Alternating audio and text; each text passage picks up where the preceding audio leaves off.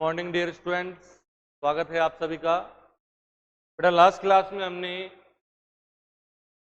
कोई फलन, complex variable का फलन एफ ऑफ जेड के विश्लेषित होने के लिए आवश्यक और पर्याप्त प्रतिबंध के बारे में चर्चा की थी। Sorry, necessary condition, only necessary condition. आगे अपन एक थ्योरम और करेंगे, नेसेसरी एंड सफिशिएंट कंडीशन। अभी तक हमने किस पे डिस्कस किया है? नेसेसरी कंडीशन के लिए कि अगर फलन एफ ऑफ जेड किसी डोमेन में क्या है, विश्लेषित है, तो उसके लिए नेसेसरी कंडीशन क्या थी कि उसका रियल पार्ट u और उसका imaginary part v Kosi Riemann समीकरण को संतुष्ट करता है। ठीक है, लेकिन ये सफिशिएंट नहीं है बेटा, ये पर्याप्त नहीं है। कहने का मतलब क्या कि यदि u और v कोसी रीमान समीकरण संतुष्ट करे तो ऐसा जरूरी नहीं है, ऐसा जरूरी नहीं है कि फलन क्या हो, विश्लेषित। फलन क्या हो, विश्लेषित हो, ऐसा जरूरी नहीं। इसका एक एग्जांपल से समझे हम। It is necessary but not a sufficient condition. Clear? चलो एक एग्जांपल से समझते हैं इसको। आपकी बुक में एक एग्जांपल दिया हुआ है, उससे समझते हैं और उसके बाद में डेरिवेटिव्स के फॉर्मूला लिखवाएंगे। देखो एग्जाम्पल नंबर, फिर हमसे जस्ट आगे ये एग्जाम्पल नंबर 3.7.5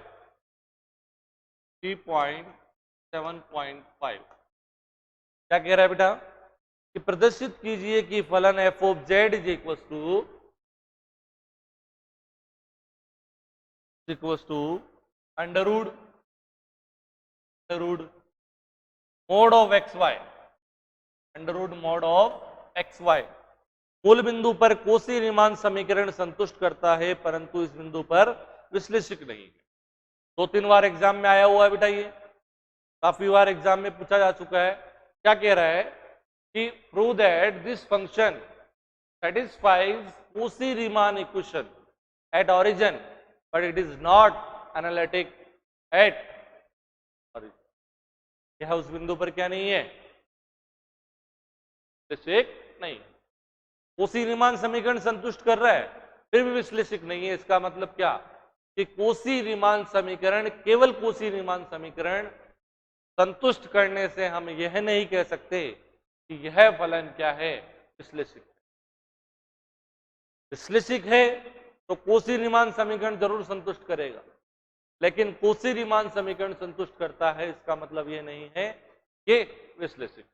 इसको हम इस एग्जाम्पल से क्लियर कर रहे हैं। कोसी रीमान समीकरण क्या बेटा? सबसे पहले हमें u चाहिए, v चाहिए, और u और v क्या है? एफ ऑफ जेड के रियल पार्ट और इमेजिनरी पार्ट है। तो सबसे पहले अपन u और v डिसाइड करते हैं। यहां देखो, सिंस एफ ऑफ जेड क्या है बेटा? Under root mod of x multiply y. तो मैं क्या लिख सकता हूं? Under root mod of x multiply y plus iota zero, iota zero. ये रियल पार्ट हो गया, ये इमेजिनरी पार्ट हो गया। क्लियर बात? यहां से क्या आ गया? Therefore 2xy under root mod of x multiply y, pxy क्या आ गया बेटा? यहां से जीरो। चलो ये बात यहां तक क्लियर है। हमारे पास दिए गए फंक्शन का रियल पार्ट आ गया और इमेजिनरी पार्ट आ गया। अब कोसी रीमान समीकरण क्या है बेटा? u का x के रेस्पेक्ट में पार्शियल डेरिवेटिव चाहिए, u का y के रेस्पेक्ट में पार्शियल डेरिवेटिव चाहिए, v का x के रेस्पेक्ट में और v का y के रेस्पेक्ट में, और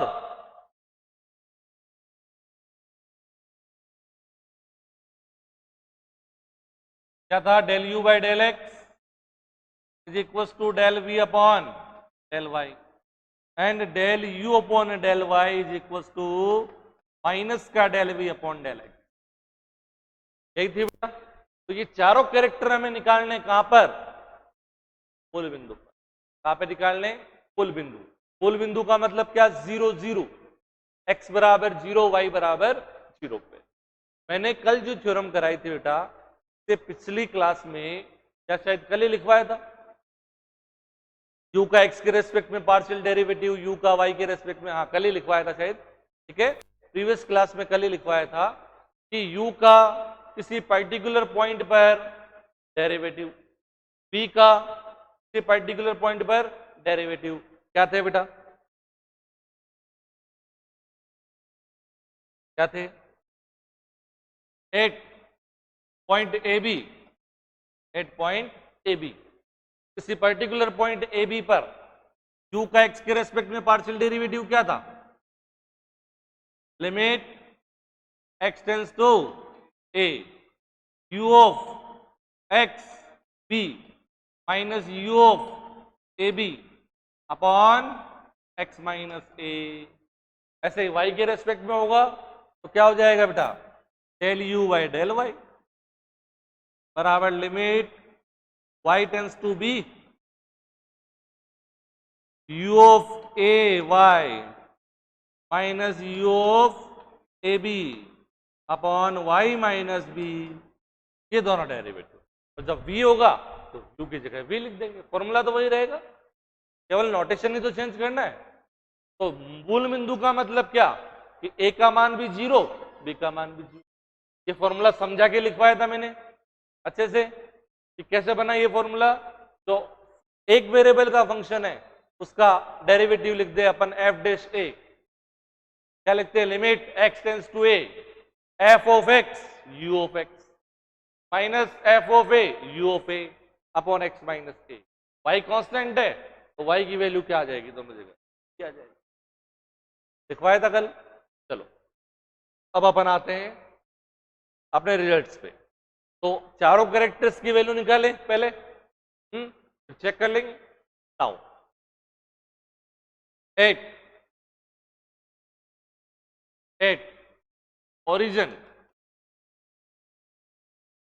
0 0, del u by del x क्या होगा बेटा? x की वैल्यू भी a है और y की वैल्यू भी, सॉरी x की वैल्यू भी 0 और y की वैल्यू भी 0, मतलब यहां पर a और b दोनों की जगह क्या रख देंगे? 0। तो फॉर्मूला क्या बन जाएगा? Limit x tends to a u of x b minus u of a b upon x minus a, that is x minus 0। u of x y कहाँ है? ये रहा। इसमें x की जगह x और y की जगह 0 रखो, ये वैल्यू के लिए x की जगह x रखोगे, y की जगह 0, तो क्या हो जाएगा? Under root 0 0, limit x tends to 0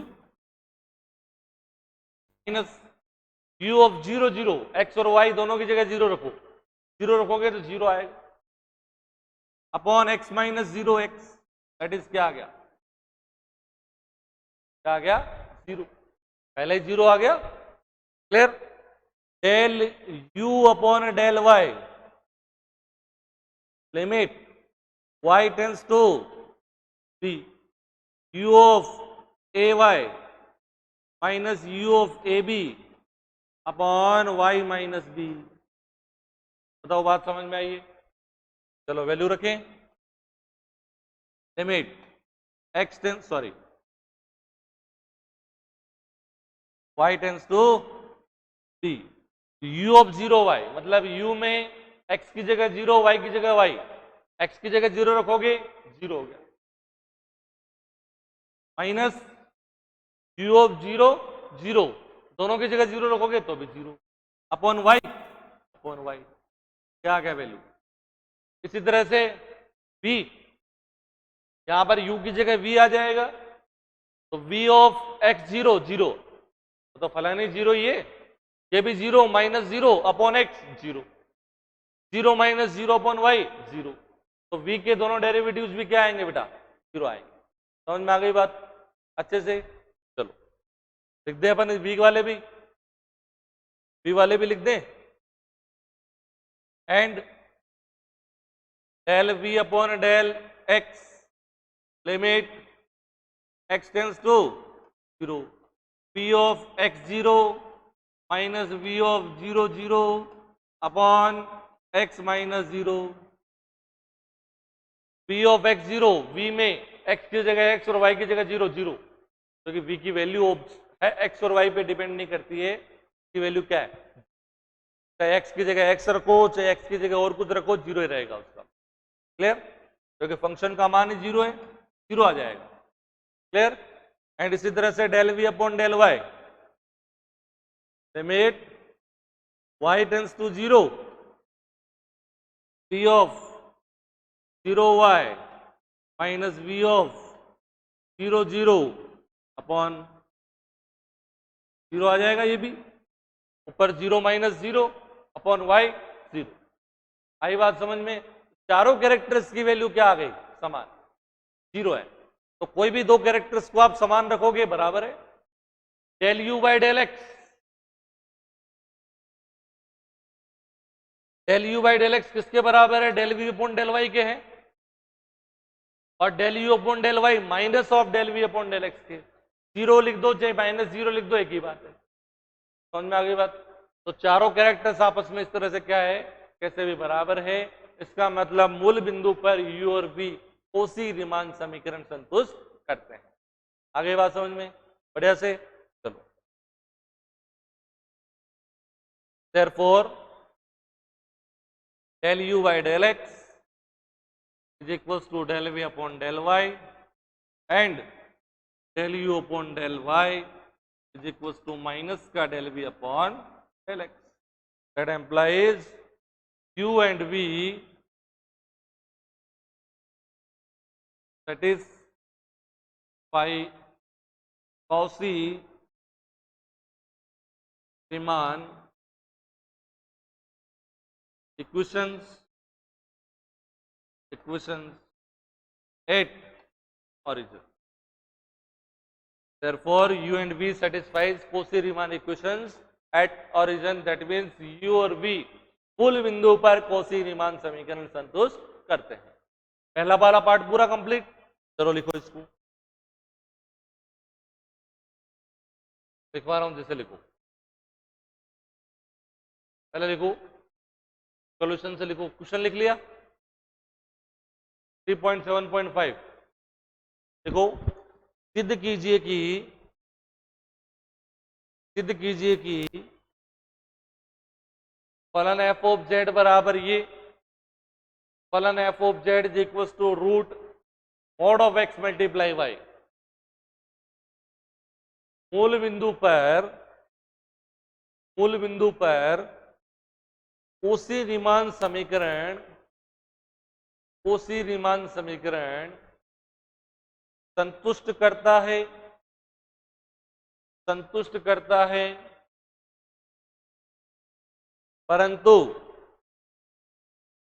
परंतु विश्लेषिक नहीं है,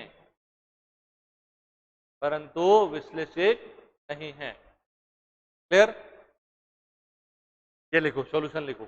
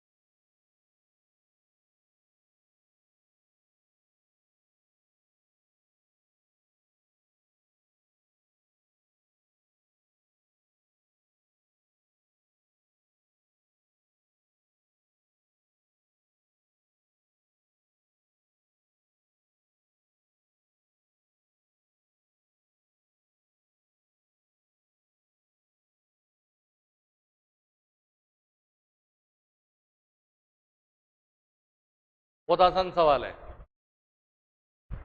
लेकिन इस एग्जाम्पल से स्पष्ट हो रहा है जो कल हमने थ्योरम की थी वो ओनली क्या है, नेसेसरी कंडीशन।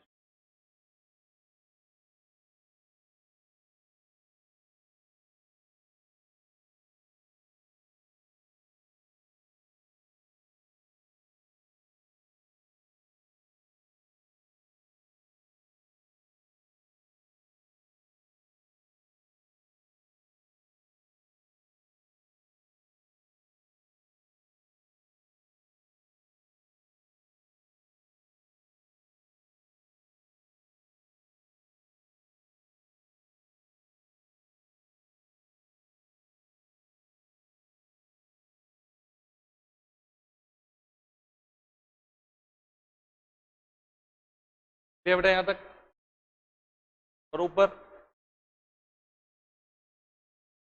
यहां तक लिख लिया।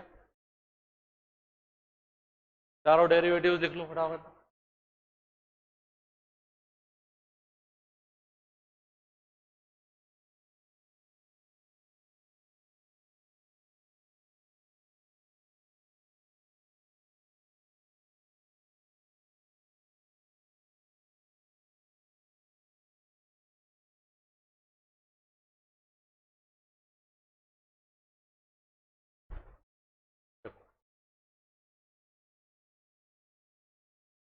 फोर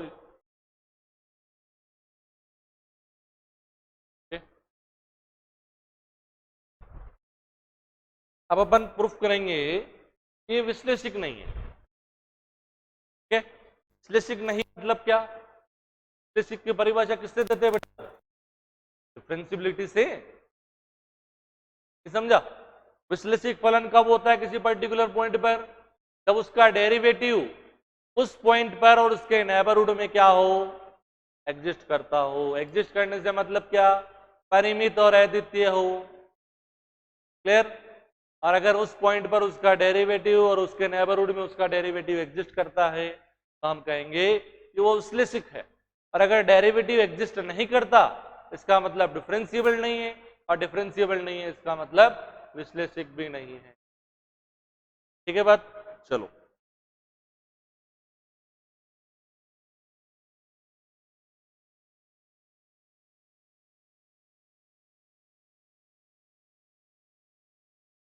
ठीक है, चलो आगे बढ़ते हैं। अब देखो डेरिवेटिव का फॉर्मूला लिखवाया था मैंने आपको बेटा। क्या लिखा था? एफ डैश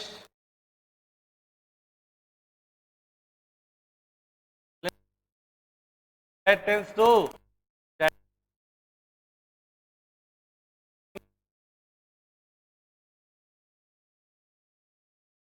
अरे पर्टिकुलर पॉइंट पर फॉर्मूला डेरिवेटिव का मैंने कंपेयर करके भी बताया था रियल वाले फंक्शन से। एफ डैश ए बराबर limit X tends to A F of X minus F of A upon X minus A. यहां पर एक्स की जगह जेड हो गया, बस वेरिएबल ही तो चेंज हुआ है। ठीक है, तो ये डेरिवेटिव हो गया। एग्जिस्ट कब करेगा? जब जेड जेड नॉट की और किसी भी पाथ से टेंस करे। इस लिमिट का मान क्या आना चाहिए बेटा? यूनिक आना चाहिए। इस लिमिट का मान क्या आना चाहिए? यूनिक आना चाहिए। अब सोचो हमें क्या प्रूफ करना है कि यह है विश्लेषिक नहीं है, मतलब डिफरेंशिएबल नहीं है। डिफरेंशिएबल नहीं है मतलब ये लिमिट का मान यूनिक नहीं है। और यूनिक नहीं है मतलब क्या? कि दो ऐसे रास्ते ढूंढेंगे, दो ऐसे पाथ ढूंढेंगे जिससे इसका मान क्या है? अलग अलग आ जाए। और अलग अलग आ जाएगा मतलब यूनिक नहीं है। यूनिक नहीं है मतलब एग्जिस्ट नहीं करता, और एग्जिस्ट नहीं करता मतलब डिफरेंशिएबल नहीं है और एनालिटिक नहीं है। आगे बात समझ में बढ़िया से? चलो now now F dash of zero इस पे निकालना है।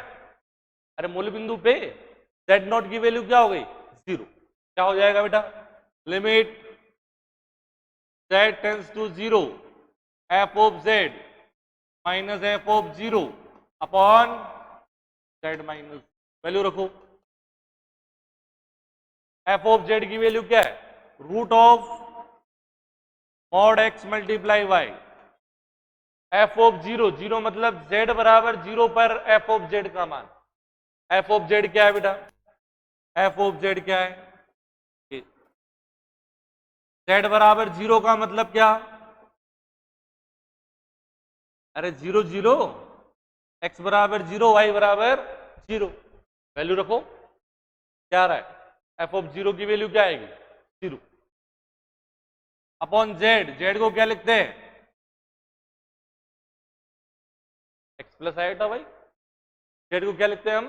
X plus iota y. यहां तक बात समझ में आ गई बढ़िया से? चलो अब देखो बात, z tends to zero limit है। यहां पर फंक्शन किसकी फॉर्म में? एक्स और वाई की फॉर्म में। अगर जेड जीरो की ओर जा रहा है इसका मतलब क्या? कि उसका रियल पार्ट भी टेंड्स टू जीरो है और इमेजिनरी पार्ट भी टेंस टू 0 है। Means x tends to 0 and y is also tends to 0। चलो यहां से लगाएं limit, sorry, and y tends to, solve करें, चलो सॉल्व करो।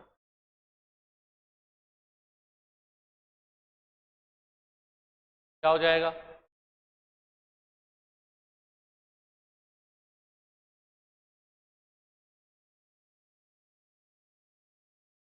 y टेंस टू 0, क्या हो जाएगा? रूट, अब सोचो कौन से पाथ से, एक्स एक्सिस के अलोंग लोगे बेटा, एक्स एक्सिस के अलोंग लोगे तो y क्या हो जाएगा? 0। y 0 तो ये डेरिवेटिव की वैल्यू क्या हो जाएगी? 0। y एक्सिस के अलोंग लोगे तो भी 0। तो अब दोनों सेम आ रही है, एक्स एक्सिस और वाई एक्सिस ले रहे हैं तो दोनों वैल्यू क्या आ रही है बेटा? सेम आ रही है। सेम आ रही है मतलब ये आपका प्रूफ कहां हुआ कि ये वैल्यू यूनिक नहीं है? तो दूसरा पाथ लेना पड़ेगा इसके लिए कि जब z 0 की ओर आ रहा है, अब z 0 की ओर मतलब क्या? यहां पे आना है, इस रास्ते से हम देख रहे हैं लिमिट क्या आ रही है? इक्वल आ रही है। तो इससे ये प्रूफ नहीं होता है, ये दोनों रास्ते से लेने से ये प्रूफ नहीं होता है कि ये एग्जिस्ट नहीं करता। कोई दूसरा पास था, बहुत सारे रास्ते हो सकते हैं, अरे बहुत सारे रास्ते हो सकते हैं।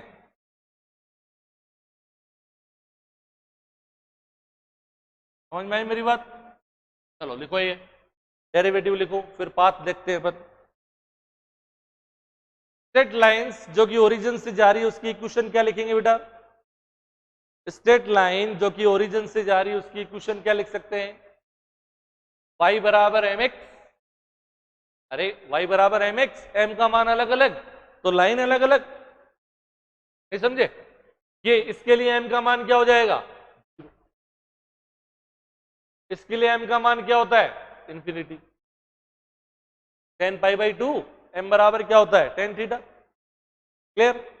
तो y बराबर एम एक्स एक ऐसी लाइन है बेटा जो कि ओरिजिन से जा रही है, जो कि मूल बिंदु से जा रही है, और अलग अलग m के मान के लिए इस लाइन की इक्वेशन अलग अलग। m का मान एक मतलब मूल बिंदु से जा रही है और 45 डिग्री का कोण बना रही है, ऐसे ऐसे जाएगी। समझ में आ गई बात? m का मान और कुछ दूसरी लाइन हो जाएगी, इस तरह से बहुत सारी लाइन्स हो जाएगी। तो अपन क्या ले रहे हैं कि मान लेते हैं कि डेल्टा जो z है वो 0 की ओर किस लाइन के अलोंग आ रहा है? y बराबर एम एक्स। लाइन के अलोंग आ रहा है बेटा y बराबर एम एक्स। लिख दे, पाथ ले लिया हमने स्ट्रेट लाइन जो कि ओरिजिन से जा रही है y बराबर एम एक्स, उसके अलोंग किसकी तरफ आ रहा है? 0 की ओर आ रहा है। देखो, let z tends to 0 along y is equals to m। ठीक है, इसी में x एक्सिस भी आ गया, इसमें y एक्सिस भी आ गया, सारे आ गए इसमें। क्लियर? रखें यहां पर f डैश ऑफ 0 क्या हो जाएगा बेटा? लिमिट y की वैल्यू क्या रख रहे हो आप? mx। y तो हट गया, लिमिट किसकी रह गई? केवल x की। x tends to 0 under root में mx, आई बात में प्लस अंडर रूट में देखो क्या हो गया? x multiply x, sorry y तो हट गया ना, केवल mx ही तो रहा। y की वैल्यू, y की वैल्यू हमने क्या रख दी? mx। अंडर रूट में क्या रह गया? X square, x square under root से बाहर आएगा x, limit x tends to 0 x हो गया। अंडर रूट में क्या रह गया? केवल मॉड m। नीचे देखो, कॉमन ले लूं x, x कॉमन ले लूं, क्या रह गया? 1 plus iota m, cancel, limit लगा दो, यहां पर x है ही नहीं तो लिमिट लगेगी नहीं, यही आएगा वैल्यू। क्या आएगा? यही वैल्यू आएगी। क्या आ गया? Root of mod of m upon 1 plus iota m, जो कि किस पे डिपेंड कर रहा है बेटा? m पे। m पे डिपेंड करने का मतलब क्या कि m बराबर एक लाइन वाला लूंगे, इसकी वैल्यू अलग आएगी। m बराबर 2 लूंगा, इसकी वैल्यू अलग आएगी। मतलब क्या कि अलग अलग लाइन के लिए y बराबर लाइन ये, y बराबर 2x लाइन मान लेते हैं ये है, दोनों अलग अलग पाथ से इसकी वैल्यू क्या आ रही है? अलग अलग आ रही है। m बराबर 1 रखेंगे वैल्यू अलग आएगी, m बराबर 2 रखेंगे वैल्यू अलग आएगी। आई बात समझ में? इसका मतलब क्या कि इस लिमिट का मान यूनिक नहीं, और यूनिक नहीं है तो डिफरेंशिएबल नहीं है, और डिफरेंशिएबल नहीं है तो एनालिटिक नहीं। आ गई बात समझ में? सर यहां तक फिर लिखवाता हूं मैं। सिंपल सा क्वेश्चन है, बहुत आसान।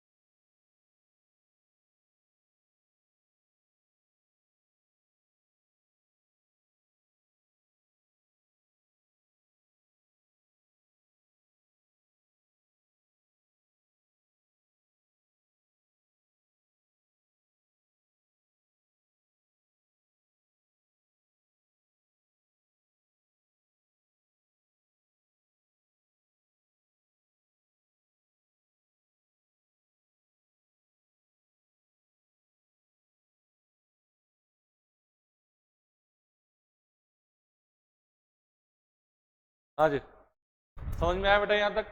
यहां लिखो, यहां लिखो के नीचे यहां, जो कि स्मॉल m पर निर्भर करता है, जो कि स्मॉल m पर निर्भर करता है।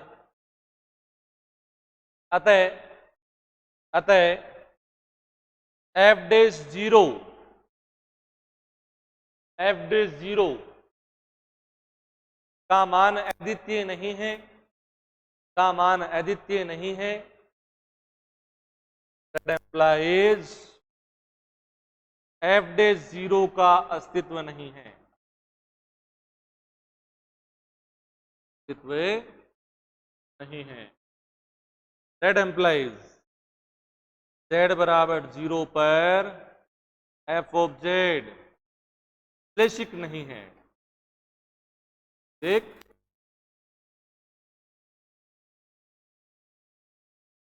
इंग्लिश वाले बच्चे लिखेंगे इससे नीचे which is depend on small m, which is depend on small m, that implies f dash zero does not exist,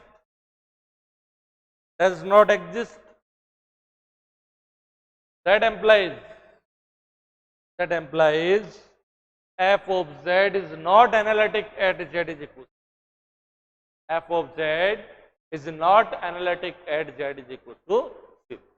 तो ये एग्जांपल अभी कराने से मतलब क्या है? इससे रिलेटेड और भी एग्जांपल्स करेंगे अपन, लेकिन वो बाद में करेंगे। ये अभी क्यों करवाया बेटा? क्योंकि यहां से स्पष्ट हो जाए कि जो हमने थ्योरम किए which is only sufficient, sorry necessary condition, which is only necessary condition मतलब विश्लेषिक है तो कोसी रीमान समीकरण संतुष्ट करेगा, लेकिन कोसी रीमान समीकरण संतुष्ट करता है इसका मतलब ये नहीं है कि वो विश्लेषिक। यहां पे देखा हमने कोसी रीमान समीकरण तो मूल बिंदु पर संतुष्ट कर रहा था, लेकिन मूल बिंदु पर वो विश्लेषिक नहीं। क्लियर?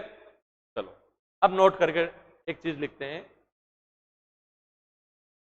कल हमने थ्योरम की थी बेटा, क्या कि किसी फलन के विश्लेषिक होने के लिए आवश्यक प्रतिबल। हमने क्या माना था थ्योरम में कि फलन f ऑफ z बराबर u plus iota v,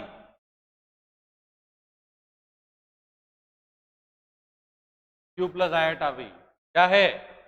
domain D में विश्लेषिक फलन है, ये हमने माना था। और विश्लेषिक फलन होने के बाद हमने इसके दो अलग अलग रास्तों से डेरिवेटिव निकाले थे। एक्स एक्सिस के अलोंग निकाला था, क्या आया था बेटा? एफ डैश ऑफ जेड बराबर del u by del x. Equation number 2 del v upon del x. Case number first क्या आया था? दूसरे रास्ते से निकाला था वाई एक्सिस से, वो क्या आया था बेटा? माइनस का iota del u upon del y plus del v upon del y, यही था बेटा, यही दोनों थे। अब आपने क्या माना था कि फलन विश्लेषिक है। विश्लेषिक है मतलब क्या? कि ये भी एग्जिस्ट करेगा और ये भी एग्जिस्ट करेगा। ये दोनों ही किसके डेरिवेटिव है बेटा?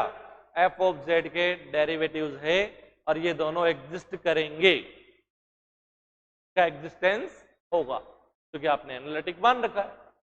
तो यहीं से अपन क्या कर रहे हैं? डेरिवेटिव फॉर्मूला बना रहे हैं इन कार्टेशियन कोऑर्डिनेट। अगर आपको फंक्शन इस फॉर्म में दिया हो, एक्स और वाई के पदों में दिया हो, जैसे अभी दिया हुआ था एफ ऑफ जेड बराबर under root x multiply y का मोड, एक्स और वाई के पदों में ही था, तब उसका डेरिवेटिव निकालना हो डायरेक्ट, तो ये फॉर्मूलाज अपन यूज कर सकते हैं। तो नोट करके लिखेंगे, ये नहीं लिखना है, मैं लिखवा रहा हूं जो लिखना है। फर्स्ट सेंस इफ, यहां पे लिखेंगे if f of z is equal to q plus iota v is analytic,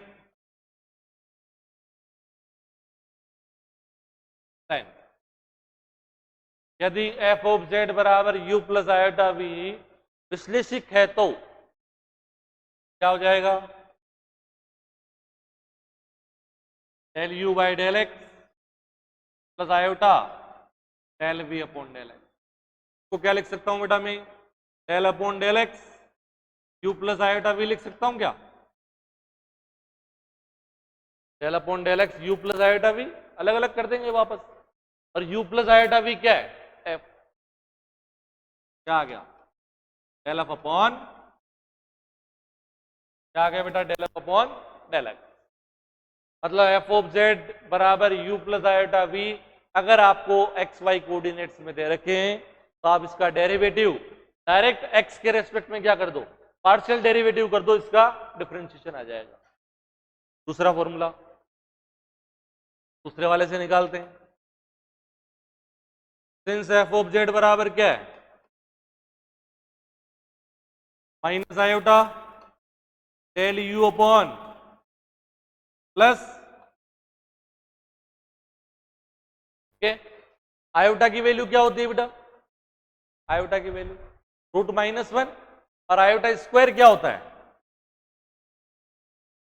-1, और माइनस आयोटा स्क्वायर क्या होगा?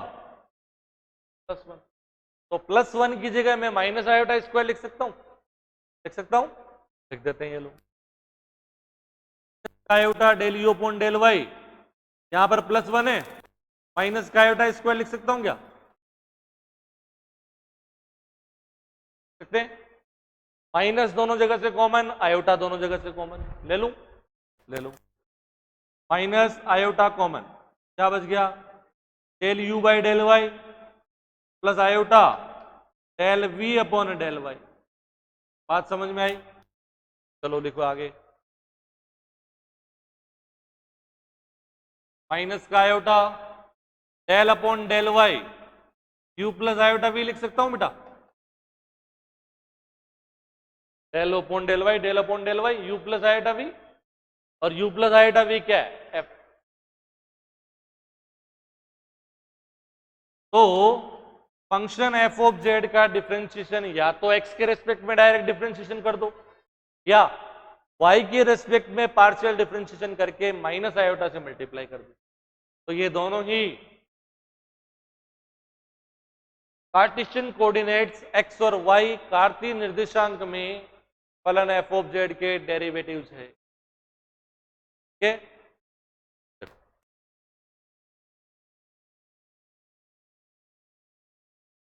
और रेड वाला नहीं लिखना है, केवल ये लिख लिया एफ ऑफ जेड।